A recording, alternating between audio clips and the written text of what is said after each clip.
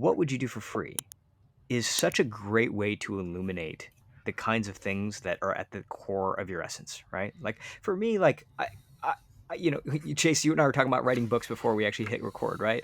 Like book writing is not a money making thing. It's not like it's a very difficult way to make money, and we certainly have better paths if that's the goal.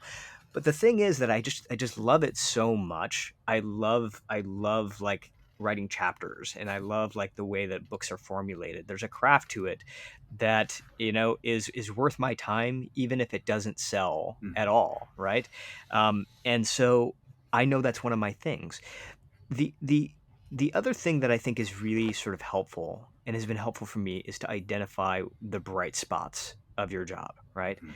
So for me, like I worked years as a technology, in tech. I started my own company, and as much as I wanted to enjoy that, I really didn't. I didn't like running a company. I didn't like running a team. I wasn't very good at it. But what I was able to do was I would start to identify what were the things that I actually was like actually enjoying. And what I always came back to over and over again is that I loved listening to customer stories. I love taking those stories, packaging them together, and telling our investors about it, telling our partners about it, and most importantly, telling the team about it.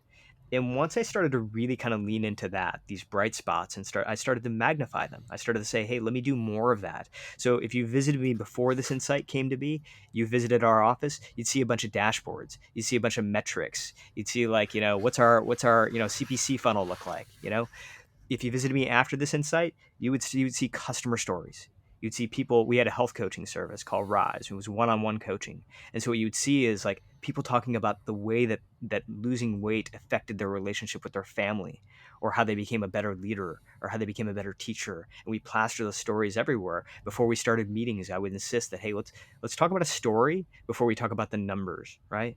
Because I couldn't leave my job. It wasn't like I was like, I'm a storyteller, so I'm gonna blow up everything. I'm gonna like, Right. I'm gonna like fold the company. But I could start to express that essence, and I think that's one thing that I think even for people who don't like their job right now, if you feel stuck in a full time job that you don't love, one of the things we can do is we can actually identify the spots that we do love. Like I think we Mhm. can use sometimes these experiences of misery to understand what brings us joy by starting to identify these diamonds in the rough, and then understanding how do we take those practices and bring more of that into our day, even just a little bit more, because sometimes just that little bit more of alignment can make a huge difference.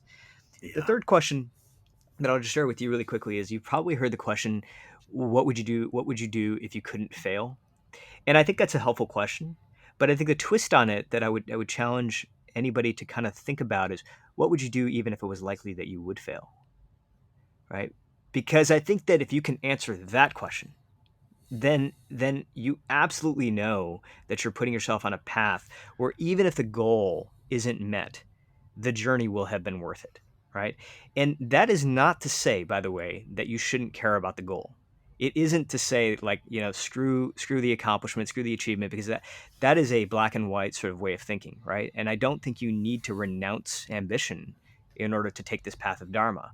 You can want things, you Yeah. can want to achieve things, but when you're on a path where even if that stuff doesn't happen, you've won anyway in some way, then you're almost undefeatable, right? Like you cannot be taken down, Yeah. because every single day turns into a little win.